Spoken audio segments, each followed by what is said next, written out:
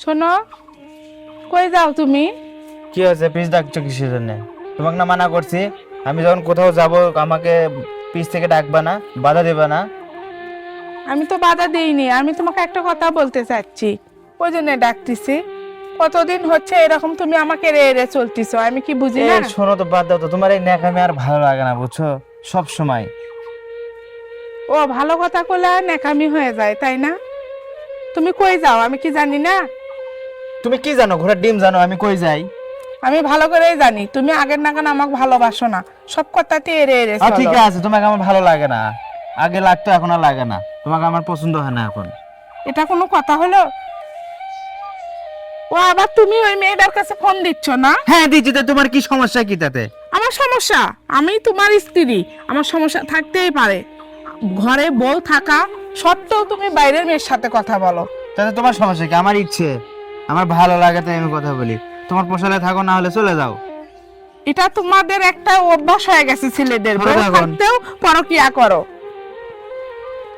Hello, হ্যাঁ কোথায়? আচ্ছা ঠিক আছে, আসতেছি আমি। আরে বলো না, দেয় মনে করো মেজাজটা খারাপ করে। তুমি আমার কথা বলছো? আরে, আমি তো জানি ওই মেয়ে তোমার সাথে কথা বলছে। এইসব শোনো, তুমি জানো আমাকে এত জ্বালায়ও না, তোমার জ্বালাতন আর সহ্য হচ্ছে না আমার, বুঝছো? আমি তোমাক জ্বালাই, হ্যাঁ। তুমি আমাক জ্বালাও, তুমি আমাক সব সময় Please, জ্বালাও। তুমি আমাকে উদ্ধার করো। প্লিজ তুমি পরকিয়া বাদ দাও। তোমার ঘরে দুটো সন্তান আবার আছে, তুমি কথা। ভালো হয়ে যাও। তুমি সংসার বোঝো। বাইরের মেয়েরা তো চাবে তোমার সংসার নষ্ট করা, আমাদের স্বামী স্ত্রীর সম্পর্ক নষ্ট করার জন্য। তুমি কি এটাও বোঝো না? তুমি ওইখান থেকে ভুল পথ থেকে ফিরে আসো। আমার ভুল পথ না সঠিক পথ সেটা আমি ভালো জানি। আমি ভুল পথে যাচ্ছি না, আমি সঠিক পথে যাচ্ছি। তোমাকে বলার, তুমি বলার কে? হ্যাঁ, আমি তোমার স্ত্রী, বারবার বলতে হবে, মনে করে দিতে হবে আমি তোমার স্ত্রী। তুমি কি এটাও ভুলে গেছো? তুমি আমার সাজানো গুছানো সংসারটা শেষ করে ফেললে ওই মেয়ের জন্য। একদিন বুঝতে হবে। শোনো, তুমি এখন আমাকে একা ছেড়ে দাও। আমি এক জায়গায় যেতে চাচ্ছি, যাই। তুমি আমার পথের সামনে বাধা হয়ে দাঁড়ায় না, প্লিজ। তুমিও শান্তিতে থাকো, আমাকেও শান্তিতে থাকতে দাও।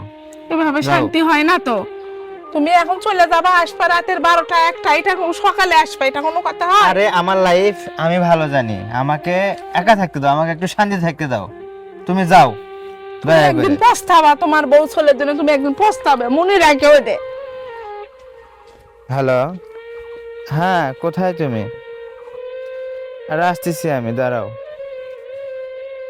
আরে মুডটা খারাপ করে দেয়, বুঝো না? বাড়িতে নাই একটা জঞ্জাল, অশান্তি করে, একদম একদম অশান্তি। আর এটাকে তাড়াতে হবে, ক্লিয়ার করব। আরে চান, তুমি চিন্তা করো না। এত বছর সংসার করলাম, 12টা বছর, এখন নাকি আমি পুরানা হয়ে গেছি, এখন আমার ভালো লাগে না। চরিত্রহীন স্বামীরা এমনই হয়, স্ত্রী দেখ তখন ভালো লাগে না, বাইরের মেয়ে দেখ বেশি ভালো লাগে, তখন আর কাউকে ভালো লাগে না। ঘরে যদি একটু একটা সন্তান থাকে সুন্দর, তাকেও ভালো লাগে না।